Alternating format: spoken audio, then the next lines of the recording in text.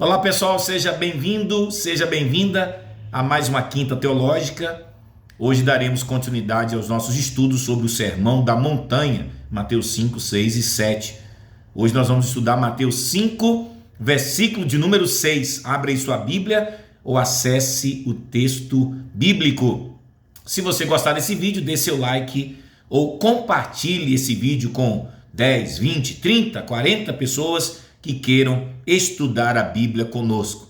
Eu sou o pastor Zé, pastor sênior da Igreja Batista em Morada de Camburi, aqui na cidade de Vitória, no estado do Espírito Santo, e toda quinta-feira a gente deixa aqui um estudo bíblico online para você se deliciar nas Sagradas Escrituras. Veja, Mateus capítulo 5, verso de número 6 está escrito: bem-aventurados, felizes são os que têm fome e sede de justiça, porque eles ficarão fartos, eles serão saciados. Na versão A Mensagem de Eugene Peterson está assim: bem-aventurados, felizes são aqueles que se importam com o bem-estar dos outros, porque essas pessoas também um dia serão objetos do cuidado dos outros. Quando o reino de Deus trabalha a questão da justiça, e quando Jesus diz que feliz é aquele que é um atalaia, um defensor, um propagador, aquele que milita pela justiça, é porque o reino de Deus é um reino de amor, é um reino de graça, mas é também um reino de justiça. Quando Jesus diz: orem para que o reino de Deus venha, quando Deus ele reina, quando Deus ele governa, quando o mundo se submete a Deus, quando o ser humano ele se rende ao Senhor, o mundo se torna um lugar justo. E aqui para nós, mais do que nunca, estamos vivendo num verdadeiro caos. O mundo está em desordem, o mundo cada vez mais é capitaneado, o mundo está enlameado na injustiça, e o reino de Deus vem para dizer: Deus há de estabelecer a sua justiça.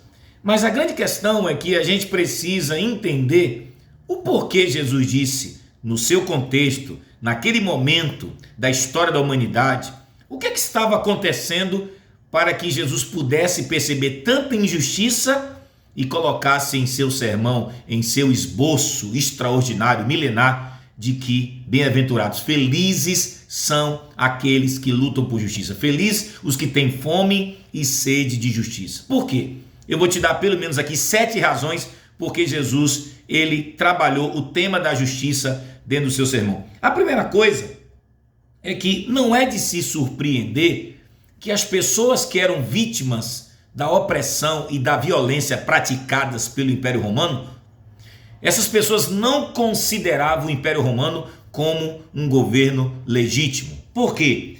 Porque o Império Romano massacrou, o Império Romano dizimou, o Império Romano escravizou populações inteiras, usando o expediente, usando de forma, muito maciça a violência, a opressão, o sequestro, o abuso.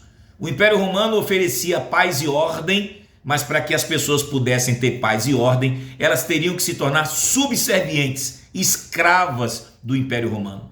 Jesus, quando está realizando o seu ministério na terra, a Palestina estava absolutamente subjugada e dominada pelo Império Romano. E o Império Romano era, naquele momento, a referência maior de injustiça do mundo. Hoje nós temos outras instituições, outros governos políticos, econômicos, sociais, intelectuais, ideologias que estão aí no mundo de hoje e que também são promotoras da injustiça. Mas o tempo de Jesus, quem mais representava a injustiça no mundo era o Império Romano.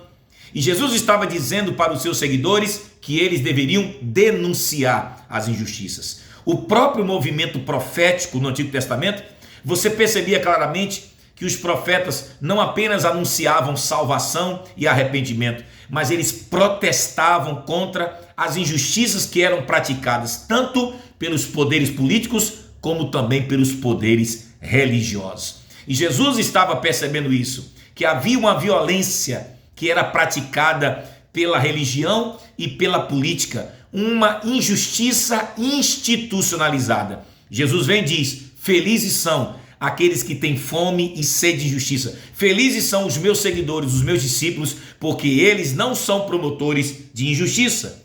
A segunda razão porque Jesus ele colocou isso em seu sermão. Sabe por quê? Porque as vítimas da violência imperial, os camponeses, segundo a história, segundo Flávio Josefo, segundo todos os historiadores e segundo tudo que hoje nós temos como informação acerca daquele período, daquele recorte histórico onde Jesus estava, esses camponeses, eles eram expulsos das suas terras e eles eram transformados em trabalhadores diaristas e eles eram diariamente saqueados, abusados, oprimidos. Eles eram usados como escravos para sustentar o luxo, sustentar a vaidade e sustentar a ética esdrúxula do Império Romano.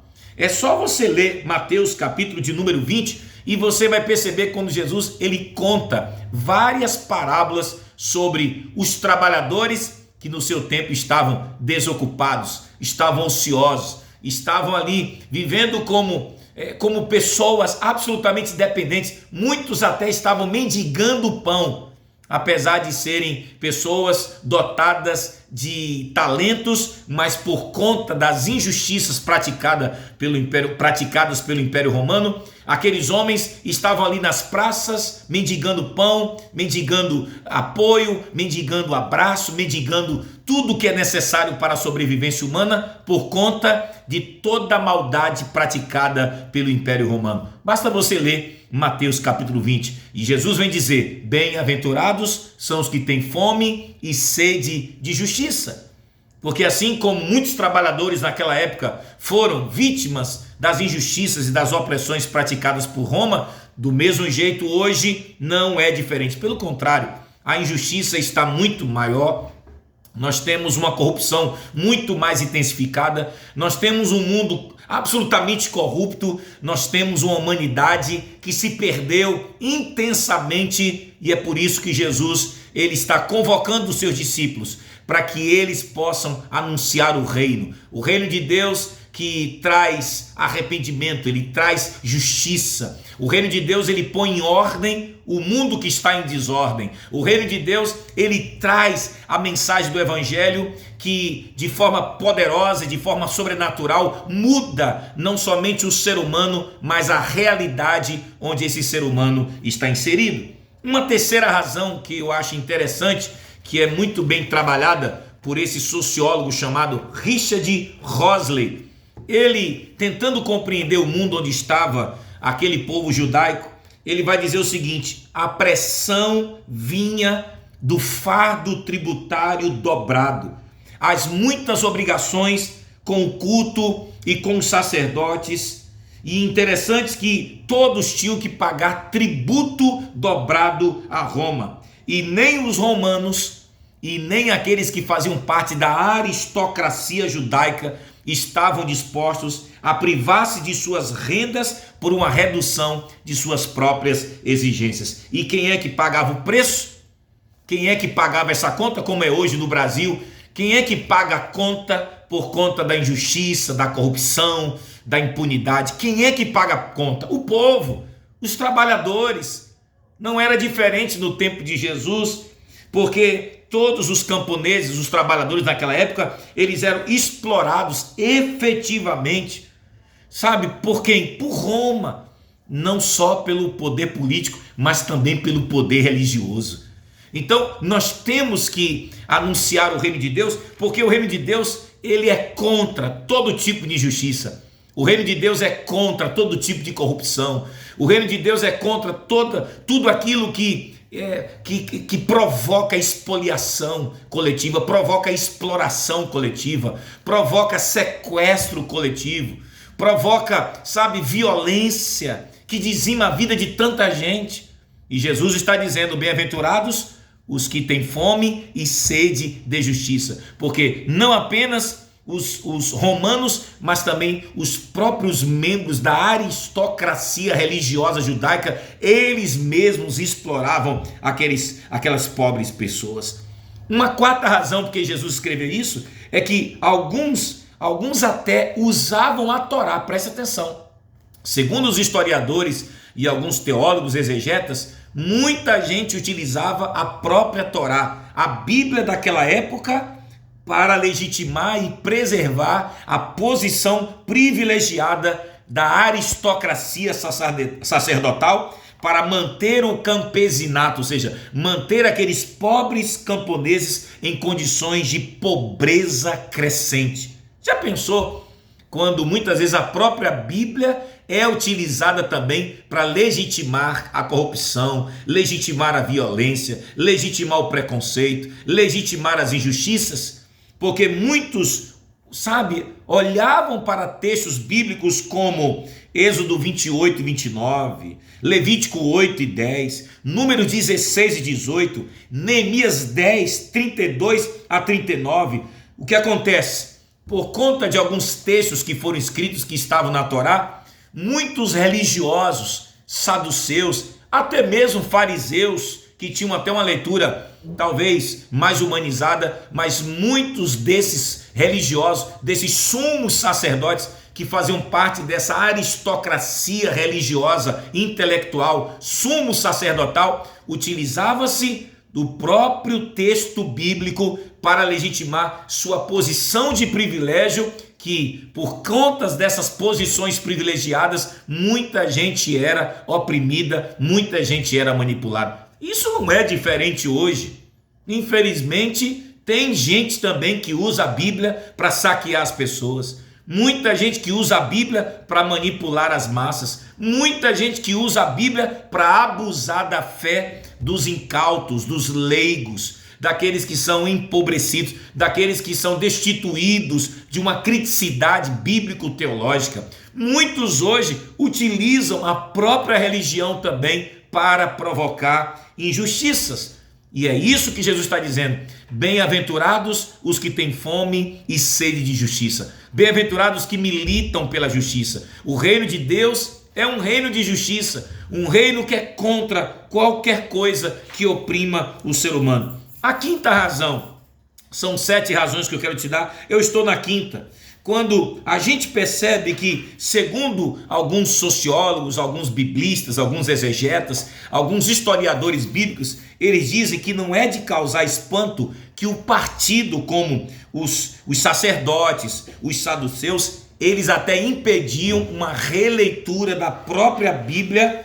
Para quê? Para que eles continuassem gozando de posições privilegiadas, sendo que suas próprias posições privilegiadas, e por eles desfrutarem de algumas benesses, isso também fazia com que eles, mesmo sendo religiosos, fossem também promotores de injustiça naquele tempo. A maior prova disso é que os próprios fariseus, que faziam até uma leitura mais popular e que de alguma forma interpretavam a lei e que protegiam um pouco mais as pessoas empobrecidas naquela época, eles mesmos de alguma forma também começaram a impor às pessoas fardos que nem eles mesmos tinham condições de carregar. A maior prova disso é que em Lucas 11:46 e Mateus 23:4 diz assim: igualmente, ai de vós, legistas, porque impondes aos homens fardos insuportáveis e vós mesmos não tocais esses fardos com um dedo sequer. O próprio evangelho começa a protestar não apenas contra os romanos, mas contra a própria aristocracia sacerdotal, que por demais explorava os pobres religiosos daquela época. Sexta razão, porque Jesus escreveu: bem-aventurados sois vós, os que têm fome e sede de justiça, porque serão fartos. Sabe por quê? Porque infelizmente o próprio templo do Senhor se transformou num lugar onde a injustiça e a opressão eram coisas praticadas. Vejam que em Marcos 11, versículo 17, Jesus diz: vocês transformaram a casa de oração em casa de salteadores. Gente que, por não ter mais nem minimamente uma consciência, uma ética, estava usando a própria casa de Deus, que Jesus vai dizer: essa minha casa é casa de oração para todos os povos, porém vocês fizeram delas uma casa que é um verdadeiro covil de ladrões. Veja que o próprio templo em Jerusalém tinha se transformado num antro de corrupção e injustiça. É por isso que Jesus está dizendo: bem-aventurados sois vós, porque vocês têm fome e sede de justiça. Vocês que lutam por justiça serão satisfeitos, ficarão fartos, vocês serão saciados. O reino de Deus é um reino também de justiça. Deus detesta a injustiça. Deus detesta quando um grupo seleto, um grupo reduzido é beneficiado nessa vida, enquanto milhares de pessoas estão sofrendo. O reino de Deus luta para que todas as pessoas nessa terra tenham acesso à educação, acesso, a uma vida minimamente saudável, acesso à saúde, acesso ao bem-estar, que é direito de qualquer ser humano na terra. O reino de Deus não se preocupa apenas com a salvação do espírito, mas também com a redenção da nossa humanidade, da nossa sociedade. O reino de Deus vem para provocar mudança, para que o mundo inteiro esteja disposto a viver sob o governo de Deus. E onde Deus governa, não há injustiça, não há impunidade, não há corrupção, não há essa coisa de selecionar alguns em detrimento de milhares, não há essa lógica mundana de beneficiar poucos em detrimento de milhares que sofrem. O reino de Deus, ele luta por todas as pessoas. Mas em último lugar, por que Jesus falou: bem-aventurados sois vós que lutam pela justiça? Sabe por quê? Eu quero ler com vocês aqui uma parte desse livro aqui, e aí vocês vão entender porque é que Jesus escreveu isso. Quando o sistema, em situações coloniais e neocoloniais modernas, impossibilita que trabalhadores camponeses continuem a viver da produção de suas terras, os prestamistas, bancos, latifundiários e grandes empresas internacionais usam meios legais para comprar essas terras, ou encontram outros meios para despejá-los da terra e forçá-los a viver numa pobreza e dependência ainda maiores. Um processo semelhante, embora muito menos extenso e rápido, estava acontecendo através de meios quase legais na sociedade judaico antiga sob a dominação romana. O processo de crescente endividamento sob a pressão de dízimos e tributos levou ao crescimento de grandes latifúndios controlados pelas famílias herodianas e pela aristocracia sacerdotal do tempo de Jesus, que eram provavelmente, em muitos casos, os próprios credores. Além disso, é um fato irônico que as próprias medidas tomadas pelos fariseus para aliviar a pressão sobre os trabalhadores funcionaram a longo prazo para agravar o problema do endividamento e da perda de terra por parte de famílias campesinas antigamente livres. A maior prova disso é que olha só, segundo a Torá, certo? As dívidas deveriam ser perdoadas, gente, a cada 7 anos. Você lembra disso? Segundo a Torá, a cada 7 anos, todas as dívidas deveriam ser perdoadas. Mas na prática, porém, credores estavam pouco dispostos a arriscar a perda do seu capital a dar empréstimo no ano imediatamente anterior ao ano sabático, para possibilitar um acesso fácil a empréstimos. Hillel, que era um dos rabinos daquela época, olha só, ele criou um instrumento legal chamado prosbul, que permitiu aos credores evitar a exigência que era da Torá de liberar o cancelamento sabático da dívida. Olha a malandragem religiosa daquela época. Sendo que a Torá dizia que a cada 7 anos todas as dívidas deveriam ser perdoadas, mas os próprios religiosos criaram meios, criaram regras, criaram leis que livravam os credores de emprestarem dinheiro um ano antes do sabático, e eles também estavam livres de terem que perdoar as dívidas que, segundo a lei, era obrigação de qualquer pessoa receber a proteção sabática a cada 7 anos, ter suas dívidas perdoadas. É por isso que o evangelho ele é revolucionador, porque o evangelho vem para cancelar nossa dívida. O apóstolo Paulo vai dizer que na cruz Jesus cancelou todas as nossas dívidas, perdoou todos os nossos pecados.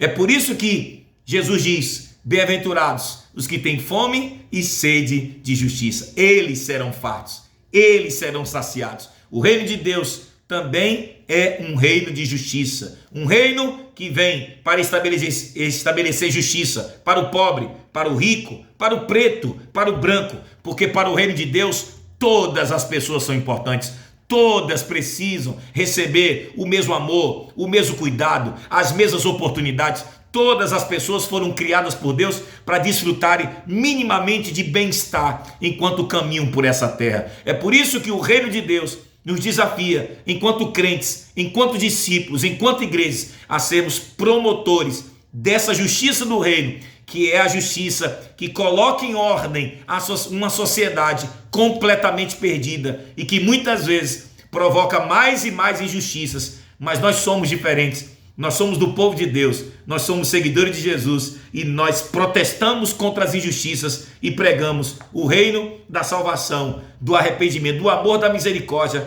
mas o reino também de justiça. Seja como Jesus disse: feliz é aquele que tem fome e sede de justiça. Lute pelos direitos de qualquer pessoa, lute pelos direitos de todos, porque o reino de Deus veio para todos aqueles que creem no Senhor Jesus Cristo. Que Deus abençoe você.